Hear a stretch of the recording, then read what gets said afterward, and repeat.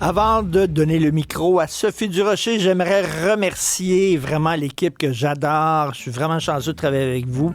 Oh, en jazz? OK, je vais faire ça comme un animateur de jazz alors. La guitare était jouée par Sébastien Laperrière de Trois-Rivières. La basse, c'est-à-dire la recherche par les geeks, Maxime Sayer et Alexandre Moranville-Ouellette. La batterie mise en ligne, le cousin d'outre-mer, Maxime Ducou-Trouleau, en direct de France. Le violon, c'est-à-dire la mise en ligne aussi, numéro 2. Noah Lepage. Noah Lepage, qui a aussi taquiné la console. Et la flûte traversière, le gardien du temps. Impitoyable. Maxime Sayer. Et bien sûr, au cœur, il y avait Stéphanie Villeneuve et Alexandre Moranville-Ouellette. Et tout ça était du studio numéro 2 de Cube Radio.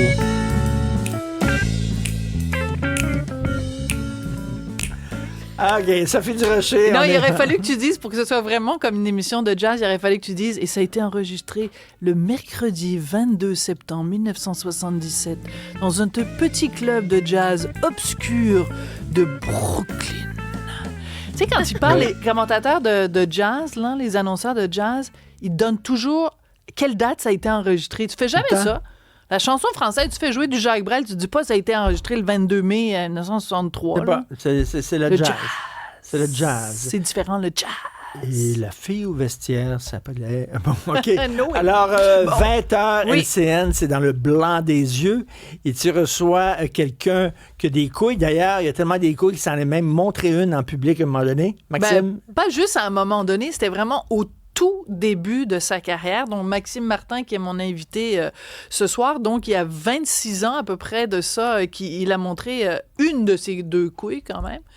Enfin, j'ai pas vérifié combien il en avait. La droite. C'est la droite? Ben, c'est parce que j'ai vu les images, parce que là, je faisais le montage pour la petite capsule de présentation au début. Puis quand tu compares, c'est des grosses couilles ou quoi? C'est vraiment pas là que j'avais envie d'aller, mais si tu veux qu'on commence à parler de tes testicules. Mais par contre, lui, je pense qu'il a encore sa prostate. C'est peut-être ça la différence. Mais tout ça pour dire qu'il m'a confié d'ailleurs que pendant 5 ans, après avoir montré sa couille sur scène lors d'un spectacle d'humour, ça lui a nui. Ça a vraiment nui à son image, nui à la discussion. Les gens parlaient de lui en disant seulement le gars qui a montré sa couille comme s'il faisait juste ça. Et surtout, ce qui est important, c'est que quand il avait montré sa couille, c'est ça qui fait aussi Maxime Martin, c'est que c'était une réflexion. Il disait, tu sais, comment ça se fait que, mettons, tu te promènes en speedo à la piscine, mais tu portes exactement le même truc, mais tu ouvres la porte chez toi, puis tu t'accueilles du monde. C'est exactement le même vêtement. Toi, t'es en bikini sur le bord de la piscine, il n'y a aucun problème, mais tu reçois des gens, puis t'es en brossière. Tout le monde va capoter, alors que c'est la même. Alors, qu'est-ce qui est vulgaire? Patente. Puis il disait, tu sais, mettons, à Canal Vie, t'as un truc où on rentre à l'intérieur du vagin d'une femme ou je sais pas quoi, un documentaire, puis tu sais, tout le monde trouve que c'est bien correct, mais lui, s'il monte sa couille, c'est excessivement vulgaire. Donc, c'est une réflexion sur la vulgarité. Tout ça pour dire que ça a toujours été quelqu'un qui est reconnu pour son humour un peu trash, un peu caustique, puis tout ça, bien qu'à un moment donné, dans son début de carrière, Pierre Légaré lui a dit « Ne laisse jamais quelqu'un te définir comme étant vulgaire. T'as beaucoup trop d'esprit pour être résumé au mot vulgaire. » Bref, je vais poser la question. L'extrait est un peu long, mais ça vaut la peine. Je vais poser la question. Justement, on a réfléchi ensemble. Qu'est-ce qui a changé chez lui et dans le milieu de l'humour entre à l'époque et maintenant? Je regarde avec cette époque-là, j'avais beaucoup plus de courage que dans les dernières années. Pourquoi? Parce qu'à un moment donné, tu te fatigues. Surtout avec l'avenue des réseaux sociaux, là, tu sais, là. Tu te fatigues. C'est comme n'importe quel boxeur dans un ring. Tu te fatigues de recevoir des claques à la gueule. Fait que, puis de te détacher devient plus difficile. C'est pas parce qu'à cause de j'avais peur de dire quelque chose qui allait faire en sorte que j'allais être cancellé ou whatever. Ou comment qu'on fait pour négocier avec un nouveau vocabulaire, des woke et tout ça. Moi, au contraire, j'ai trouvé que c'était un super beau défi de rester Maxime Martin sur scène. Avec le nouveau vocabulaire, tu sais. Puis en même temps, tu sais, je veux dire, t'as toujours des défis aussi de te renouveler, fait que j'allais pas toujours faire du copier-coller, mais Voici un bon exemple. Pendant la pandémie, j'étais à la radio, fait que je suis quand même limité dans ce que je peux dire. Puis oui, c'est sûr, tu penses plus à ton chèque, à ta liberté d'expression dans ce temps-là. Mais il y a bien des fois que j'aurais juste, tu sais, sans prendre position, vouloir juste lever la main et poser des questions. J'ai fait, ça vaut pas la peine. Poser des questions sur la vaccination, par exemple? Oui, exact. Tu peux-tu juste, tu sais, on n'était pas au compte. On peut avoir le peut-être, j'ai une question. Non, ferme ta gueule, choisis ton camp, puis prête-toi à te battre ces réseaux sociaux. Fait que, tu sais, puis j'ai regardé mes chums qui l'ont fait, puis P.A. Méthode m'a raconté des histoires d'horreur, c'est des messages qu'il y a eu, puis ça a juste fait comme genre, je le fais dessus. Non. Ça me tente plus de dealer avec cette merde-là. Mais c'est très grave ce que bon, tu dis. OK, mais avec l'âge, tu dis, j'ai fait ce que j'avais à faire. Et voilà. J'ai été super baveux, j'ai donné des coups de pied dans les poubelles, tout ça.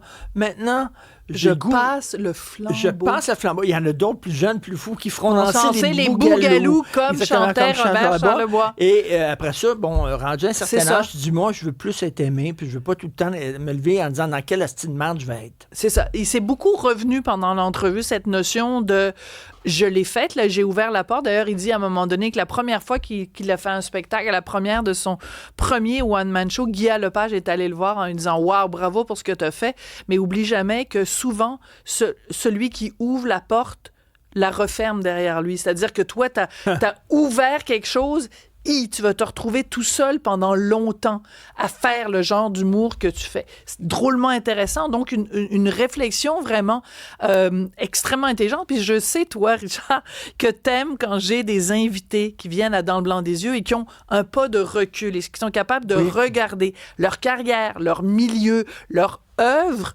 en réfléchissant. Ben, c'est exactement ça. Qui réfléchissent sur ce qu'ils ont fait. Ils ont fait. Un autre point super intéressant de l'entrevue avec Maxime Martin, Emmanuel Latraverse, que je vais à son émission tous les vendredis pour présenter mes invités.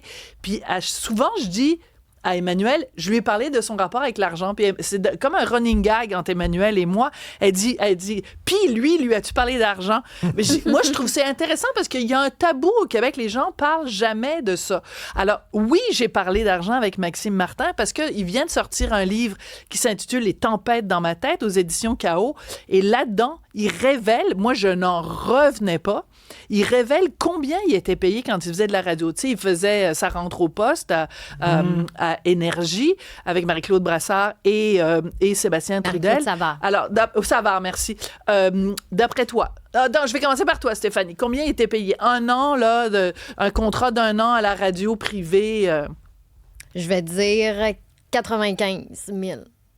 OK. Richard? 300 000 pour des grosses stations comme ça, 285 000. Ah, fait que là, tant que ça? Ouais. Parce qu'il était quand même sidekick, là.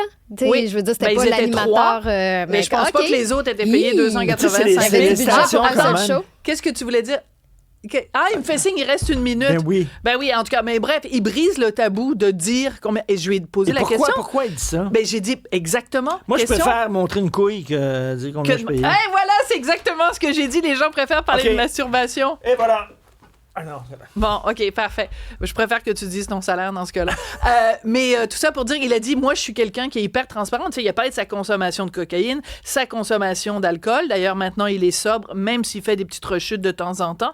Et il dit transparence, donc transparence aussi pour parler d'argent. Une entrevue super intéressante. On a parlé aussi de le chum de sa fille, Livia, là, qui est mort, Clément Ouimet, qui est décédé, le cycliste sur le Mont-Royal. Donc, c'est très touchant ce qu'il avait à dire là-dessus. Sur le Mont-Royal. Oui, je m'en rappelle. Oui. Puis là, il y a le vélo fantôme qui est là, justement. Passez un excellent week-end. Bon match ce soir. On se reparle lundi à 15h.